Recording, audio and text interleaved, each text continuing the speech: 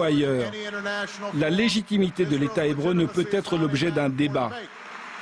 C'est mon engagement, ma promesse envers vous.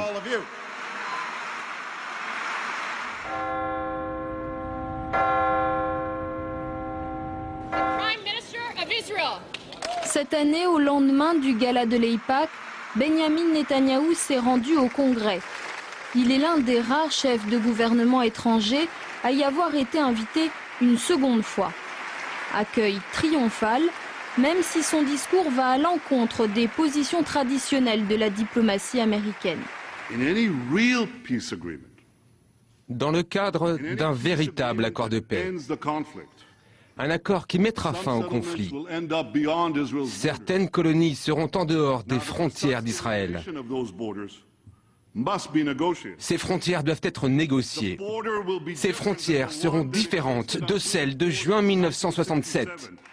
Israël ne reviendra pas aux frontières indéfendables de 1967. Standing ovation. Il y en aura 29 tout au long de ce discours. Un record au Congrès. La preuve de l'influence du lobby pro-israélien. Dans un pays où les campagnes électorales coûtent cher, aucun politicien américain ne peut faire l'économie du soutien financier de l'AIPAC. La position d'un élu sur la question israélienne détermine la générosité du lobby. M.J. Rosenberg a travaillé pour l'AIPAC. Il en explique les méthodes. N'importe quel politicien américain sait que s'il appuie la politique israélienne, s'il ne la remet pas en question, il sera récompensé par de généreuses contributions pour sa campagne électorale que l'AIPAC ou d'autres organisations vont faire distribuer. Mais le lobby pro-israélien ne fait rien de particulier en influençant les politiciens grâce à l'argent. De la base au sommet, le système politique américain ne fonctionne qu'autour de l'argent. Pour la Chambre des représentants, il vous faut $1 million. Pour la course au Sénat, il vous faut entre 25 et 50 millions de dollars. M.J. Rosenberg travaille dans un centre à but non lucratif qui analyse les médias aux États-Unis. Il observe l'autre force de l'AIPAC, visser très soigneusement le discours médiatique sur le Proche-Orient. Le site internet Camera traque par exemple tout propos, tout angle éditorial dit anti-israélien. Le site nomme les reporters contrariants, liste les éditoriaux inopportuns et les reportages qu'il considère comme déviants. Le lobby va compliquer considérablement la carrière des journalistes qui ne sont pas perçus comme pro-israéliens. Ils auront du mal à trouver un job ou, s'ils en ont un, à garder un poste. Lorsque je travaillais à l'AIPAC, il y avait des listes, des dossiers sur chaque journaliste, sur chaque reporter, sur toutes sortes de gens.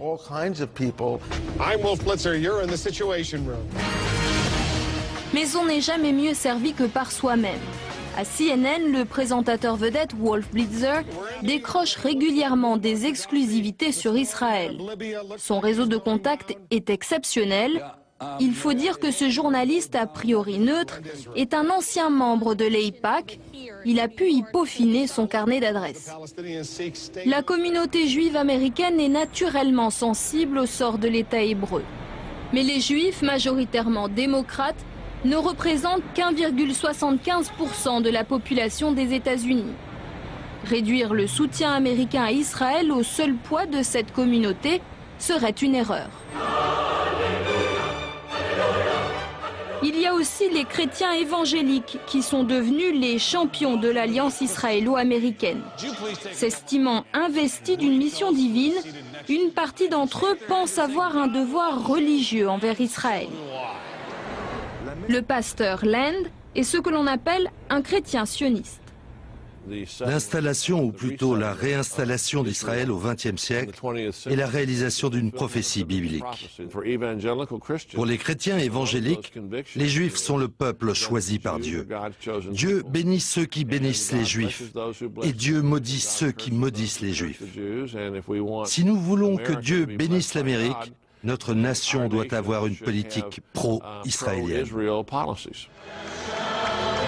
Israël est devenu le cheval de bataille des chrétiens sionistes. Ils sont 40 millions aux États-Unis et représentent un levier politique considérable. C'est le réservoir de l'électorat républicain. Eux aussi ont leur vedette télévisuelle, Glenn Beck, un ancien éditorialiste de la chaîne d'information conservatrice Fox News. Ces émissions sont une tribune pour le sionisme chrétien. I stand tonight with Israel. En août 2011, Glenn Beck a organisé une tournée en Terre Sainte pour soutenir l'État hébreu. Ses fans sont venus par centaines. Des croyants américains rassemblés pour écouter les paroles de l'animateur au pied des lieux saints. Discours mais aussi grand spectacle.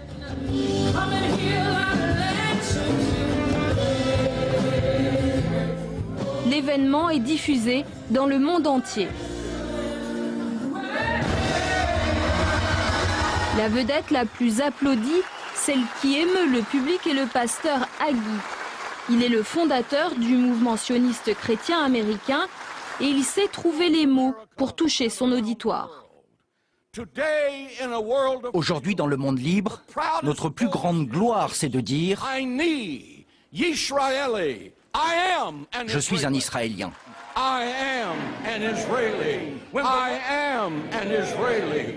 Des évangélistes sionistes, des groupes de pression juifs extrêmement efficaces, difficile pour les politiciens américains de résister à la force de frappe du lobby pro-israélien. Cet été, 81 membres du Congrès sont venus en visite en Israël, tout frais payés par l'AIPAC. Un parlementaire américain sur 6 a donc fait le voyage en Terre Sainte. Parmi les élus, la congresswoman Burkle. Rappelez-vous, Burkle fait partie de la commission des affaires étrangères du Congrès. Elle ne fait pas mystère de ses préférences. Les États-Unis doivent être un allié fiable pour Israël et protéger les intérêts israéliens. Parce qu'au fond, ce sont les nôtres que nous protégeons.